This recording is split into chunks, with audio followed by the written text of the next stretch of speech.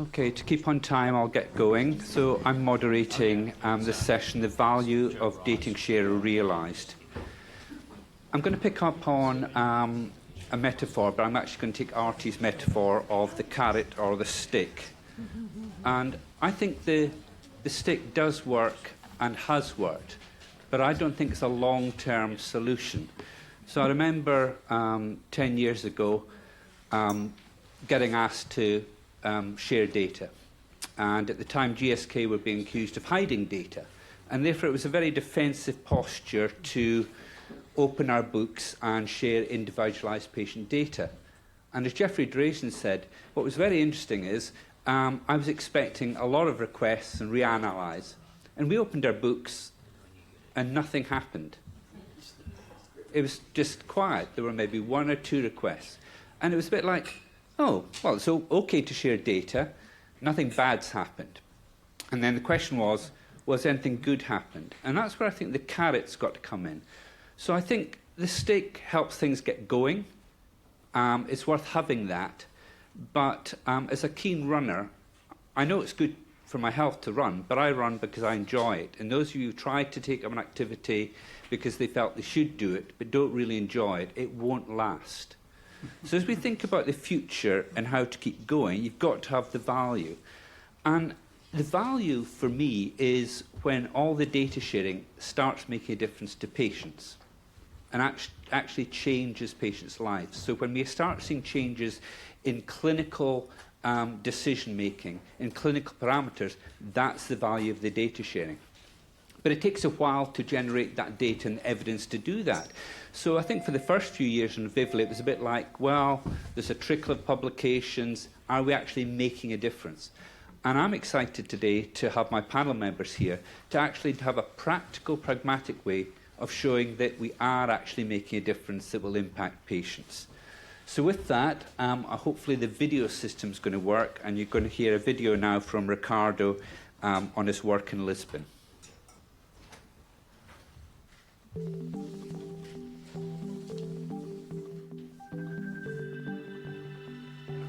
To understand whether a patient with rheumatoid arthritis is in remission or not, a clinician asks the patient to score from 0 to 10 the amount of burden or the patient felt in the last week.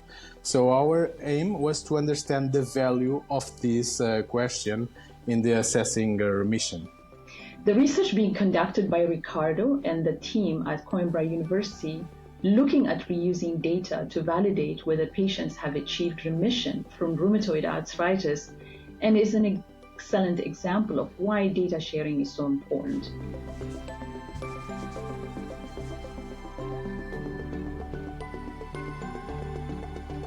So using Vivli, we got 11 RCTs, totaling near 6,000 patients.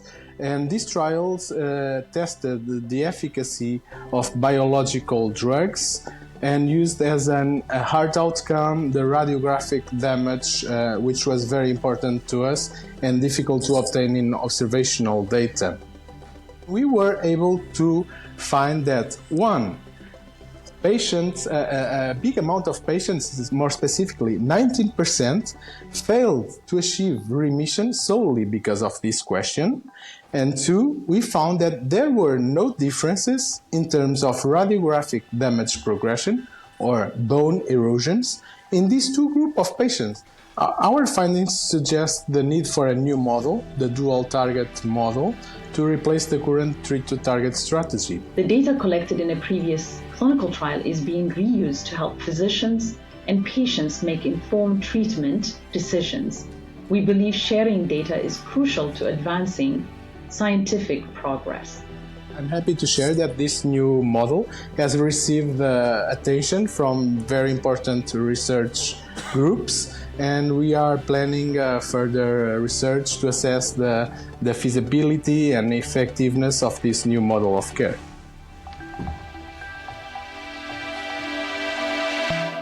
Great. Ricardo, thanks. Great piece of work. It's good to see that translated into benefit of patients with rheumatoid arthritis as they start thinking about their treatment options. So one thing people, having seen that, will hopefully go, well, I want to go in and do that. So a question for you really is, how easy was it to access Vivli and perform the analysis you did? Okay, thank you for the question. It's a pleasure to be here and to see how you are planning further improvements in a tool that is already an excellent tool. But before reaching to Vivli, I started to request the data to 4 different sponsors. So before Vivli was in place, and also Yoda was in place. And in that process, it was the part that took me more time, because we have a project, a scientific project, and then I need to readapt that project to the requests of every of the 4 sponsored trials. Then I need to download different applications, one antivirus, one remote desktop, and using different Google, how do you say, the Internet Explorer and the Mozilla for one. It worked for another. I needed another browser, and different passwords with the clocks giving me text messages with codes to access, to do it. And many times, not only me, I need to request my supervisor also to take this IT text, and it was very difficult. Then 3 of the sponsors migrated their data into Vivli, and another into Yoda. So I used both systems, and both systems worked. I can say that Vivli was better to me because it included the SaaS software, so that was the reason why I did not work it further in the 3 trials of the other system. So it was a great improvement, and after that I've done a new request and started from the beginning using Vivli, and it was much easier. So and I have been trying to share the good news with my community in Portugal and Europe, and more specifically in rheumatology. And I have already received some thanks, Ricardo, for showing this tool to us, which is very important for different research questions they are asking. Great, thanks, Ricardo. And obviously you can come to him and he can expand on experience and help you your way through Vivli. Now we're going to see another visual from Sarah Nevitt's group in the UK. So let's have the next video.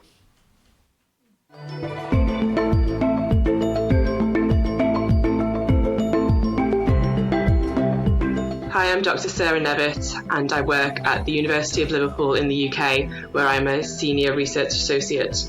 The network meta-analysis, which was published in the Cochrane Library in 2022, combined clinical trial data from 39 clinical trials involving nearly 15,000 people with a new diagnosis of epilepsy.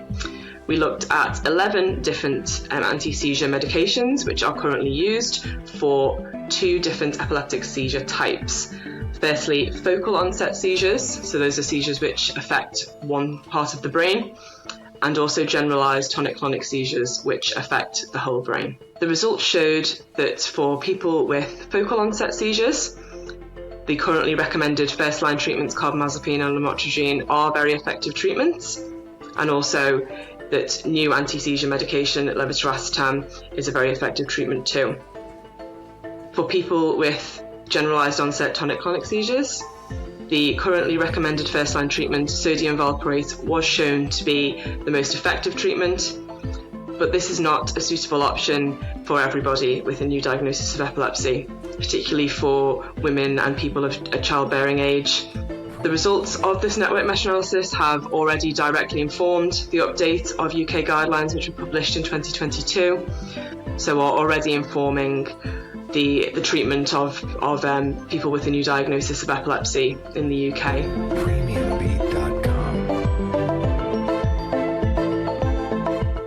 Great, thanks, Sarah. Another really great piece of work, seeing it clinically translated into guidelines. The question for you, Sarah, is obviously there have been lots of Cochrane reports where people have just looked at data and pulled guidelines based on that. So what was the extra additional value from using Vivli? Hey, thank you very much, Murray, and thank you, everybody. I'm really happy to be here speaking about this work.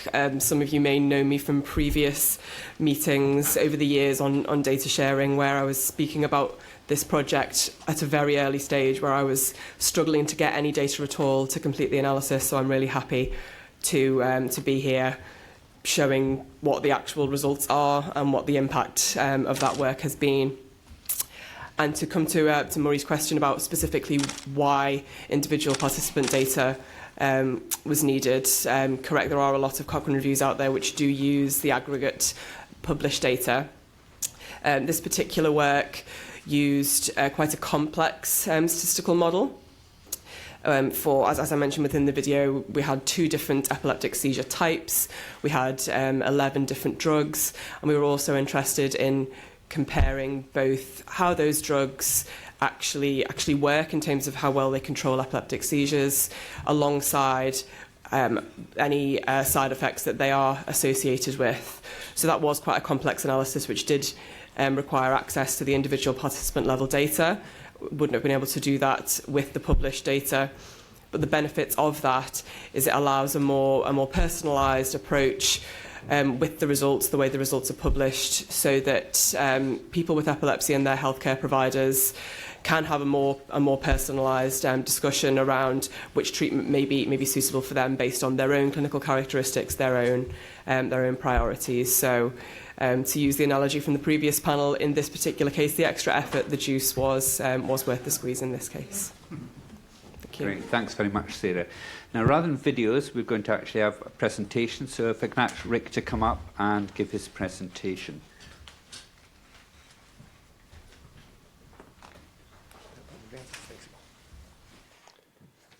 Hi, everyone. I'm Rick Liwski. I'm the Chief Technology Officer at Critical Path Institute, and I run our Data Collaboration Center, which is the group that collects all the data and does all the data analysis and data curation. And I'm going to talk about a particular use case in total kidney volume. But first, for those who aren't familiar with what CPath does, Critical Path Institute does, is we're a nonprofit public-private partnership formed in 2005, and our mission really was to resolve roadblocks in the drug development pathway and to improve the regulatory process. And we do that by forming a consortium of interested parties, academia, industry members, patient groups, and regulators or government groups who are all trying to fix a common problem in their particular field of study. And all that depends on data, collecting data. Everything we produce is dependent on our ability to acquire data from companies that are willing to share that data. And the real meaning of this chart is we've seen this explosive growth in data, especially over the last 5 years, which has enabled our success. But the nice thing is, in turn, when companies see that level of success in the development of drug development tools that do get regulatory endorsement, we start to see an increase in data contributions for other projects. In the interest of time, I think I'm going to skip this slide and go to the actual case study. So the example I'm going to talk about is the qualification of total kidney volume for polycystic kidney disease trials. This came about as a collaboration between CPath's PKD Outcomes Consortium and the PKD Foundation. And really our goal was to collect enough data to provide the evidence to qualify TKV as a prognostic biomarker. And we did that through the collection of data, and this was before Vivli existed and other platforms like that existed. So like Ricardo was saying, most of our time was spent just going out trying to find the data, then convince companies to share that data with us, then entering into legal contracts that allowed them to share that data with us. Then we had to curate that data, standardize it to a common standard so we could actually analyze the data, aggregate it, build a data warehouse, then extract the kind of information we needed to build a biomarker model and a disease progression model, and that's what was used as the evidence provided to the FDA for the endorsement of TKV as a prognostic biomarker. And ultimately, that's what led to PKV being qualified as a reasonably likely surrogate endpoint in PKD clinical trials. And the real bonus from all of this is that, subsequent to that, we saw the first FDA qualified drug for PKD, for treating PKD advancement, and this biomarker contributed to the success of that clinical trial. Furthermore, when we started this, there was one drug in the pipeline. I don't know what the number is now, but there's several drugs in the pipeline now. Last count, I think there was 10 or so. Not necessarily all successful, but just the interest that it's piqued among companies to actually invest in this area, I think is a direct result of the success we're seeing in these kinds of investigations. Oh, one other thing I do want to mention, I think I skipped by a slide, but one of the things that's really challenging for us to show the real impact of what we do, we're kind of like, for people familiar with the old BASF commercials where we don't build the products, we make those products better. We don't make the drugs, but we try to ease the pathway to allow other companies to get those drugs to market as quickly as possible. And the slide that I think I accidentally skipped by just showed that the TKV biomarker has been used in a number of NDAs, number of INDs, and in successful clinical trials. So, thank you very much. Great, a really good example. I know in industry we used to avoid doing some of the renal disease studies because to get to end-stage renal disease, as shown by this slide, it would take 10 years. So to do a 10-year study and then find it's negative isn't good. So ways to try and predict that much better obviously helps. Now this is one disease area. There are other diseases where the end goal takes years. What other case studies have you been doing, Rick? So we actually work. Oh, thank you. I'm here pushing the green button. Yeah, so we're working across. We have like 20 different projects. I think 17 different consortium, all focused on different areas, and we apply the same approach to most of those. So one good example is in Alzheimer's disease. We collected data. I think we're up to 41 different clinical trials now, and use that to build a disease progression model and a clinical trial simulator that we know is being actively used among industry for informing their clinical trials. So that's one example. Another area where we really see the value in this approach is in underserved and rare diseases, because in those cases there's a real dearth of information available or clinical trial data available.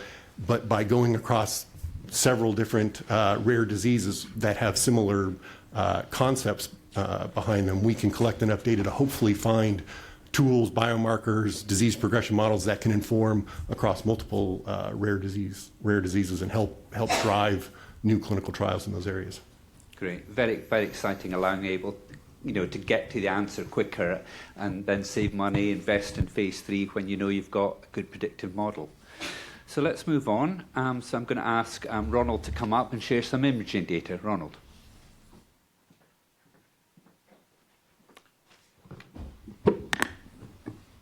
Thanks very much. It's a great pleasure to be here today. Let's see. So I'm a radiologist, and I run an AI lab at the National Institute of Health Clinical Center in Bethesda. And I'm going to tell you a little bit about some work we did releasing a large data set of chest radiographs early in the AI revolution with the use of deep learning for image analysis. So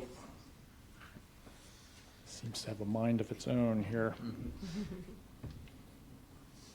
All right, wants to go to this image. Well, so what happened was we were one of the first groups back about a decade ago to realize the potential for deep learning and AI in general to improve image analysis. We've been working for a decade prior to that, struggling to get AI systems to interpret radiology images without much success. And as soon as deep learning came along, I realized the potential of it to improve radiology computer-aided diagnosis.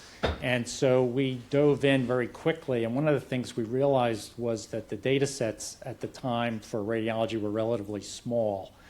So we focused on what one might say is one of the easiest tasks in image analysis and radiology, and that's chest radiograph interpretation. And so what we did was we developed a data set of over 100,000 frontal view chest radiographs from over 30,000 unique patients, and we put that up on the internet. And doing so at the time was quite challenging. It was 2017, And there weren't many standards yet at NIH or elsewhere on how to prepare such data and how to release it. So this is just a little bit about the data set. It was a multitask data set that had labels for the images in 8 different categories. We called it the chest X-ray 8 data set, and it included things like an enlarged heart or cardiomegaly, pleural effusions, atelectasis or collapsed lung, and so forth. So preparing the data set for release was quite challenging. It had to be anonymized, and we've heard about the importance of de-identification. At the time, I didn't have many role models for how to do this properly for large data set release, so I had my group manually inspect 100,000 chest radiographs twice for, for protected health information. And then we used some automated techniques, including optical character recognition and text removal. And in about 1% of the chest radiographs, there were characters embedded in the images, which we hadn't expected. And then we packaged the data and hosted it on a cloud site. So what's the impact of this data set? It's been widely used. It's been downloaded over 60,000 times as of earlier this year. The research paper that we presented on this at the big computer vision meeting, CVPR, has been cited as of yesterday over 3,700 times. And the data set has been used for all sorts of purposes that really surprised me, like teaching high school students how to use AI. In addition, the data set has been widely used for competitions or challenges. You may be aware that in the AI field, there's a real excitement about having competitions to see who can develop the most accurate AI system. And I've listed 3 here that used the NIH chest X-ray data set. The other thing was that this caused other groups to say, hey, we can do this too, and we can do it even better. And so there's probably a dozen chest radiograph data sets that followed ours, some of them quite large, on the order of 300,000 radiographs. And the other thing that we're seeing is that researchers are aggregating the data sets. So we're getting up to 1 million publicly available chest radiographs. So what are some legacies of this data set? I've mentioned the explosion of research on chest radiograph AI and how the data sets grew much larger. The multitask idea of not just saying disease or no disease, but rather specifying all the different findings that are in the images. That was a relatively new thing at that time, and that was a legacy of this data set. And additionally, within NIH, recognition of that it was possible, even within NIH, to release such a large data set may have led to funding of more large data sets, although that's hard, of course, to know. So that's all I'll say for this part. I'll ask the question. Thanks, Ronald. That's great. I'm still flabbergasted at 100,000 manual inspections.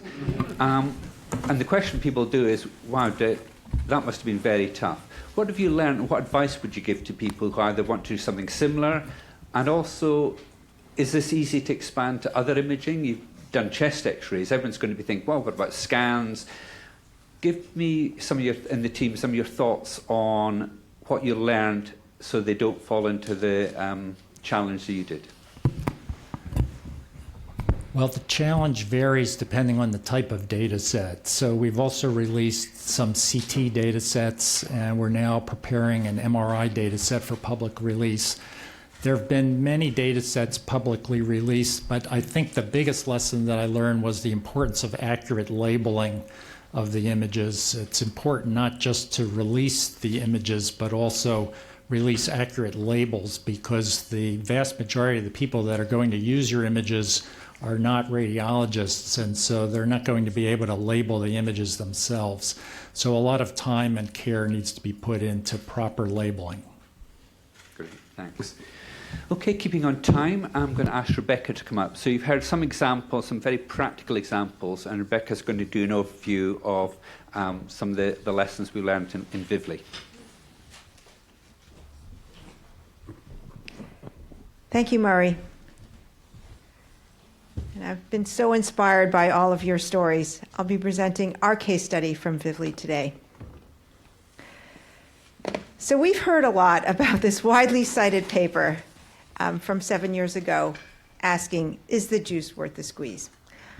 I think back then, people understood the importance of data sharing. They just weren't sure about the impact or value we were getting out of data sharing. And I think we can answer this question affirmatively, at least I can. And I'd like to show you some of the juice that we've had from Vivli over our last 5 years since our launch. I think data sharing is in a much more mature place than it was back then. What I'd like to talk to you about is not just the publications, which is some of the juice, but some of the other indicators of impact that we've seen come out of Vivli, beyond just publications. So when we launched, we thought, what if we could come up with a unified, a harmonized platform that can bring together all of these players and stakeholders that are conducting research and bring them under one unified platform that could bridge the data in one platform. And we've been able to do this successfully in one sustainable platform for the last 5 years. So I'll talk about 2 impacts that we'll look at today. The first is our global reach, and we'll be looking at publications from Vivli. So today we have over 230 publications that have emanated out of the data reuse from our work. The smaller dots represent 1 and 5 publications, and the larger dots represent 10 publications. And what you can see in the early years, we had primarily publications from the US, Canada, and the UK. And then in later years, we've had really global spread to the Asian countries, so Japan, China, and other countries. Now, I must admit, we have some ways to go. There are quite a few gaps. But we've had really impacts globally in over 20 countries. So I think that is one measure of our impact, which is the global reach in the last 5 years. Next, I'd like to reach back and take a deeper dive into not just the publications themselves, but the impacts beyond publications. So here is a snapshot into just an example of selected publications into some journals. So what we did was an analysis of all of our publications, and here is a snapshot of some of them from these journals. And we looked at the data sharing impact. So beyond the publications, what we did was we did a study and coded the publications to one of 7 outcome types. So informing patient care decisions, tools, designing future trials, algorithms or code, funding applications, or clinical guidelines, and put each of them into 1 or more categories. Earlier requests we coded ourselves. Requesters now self-code to one of these outcomes. And here's what we found. The vast majority of these now fall into informing patient care decisions. So you can see something like what Ricardo has done. Others fall into, for example, clinical guidelines. So what Sarah's work has resulted in. We do see others that fall into something like funding of applications or grants or designing future clinical trials, as well as tools such as a web-based calculator or other web-based tools.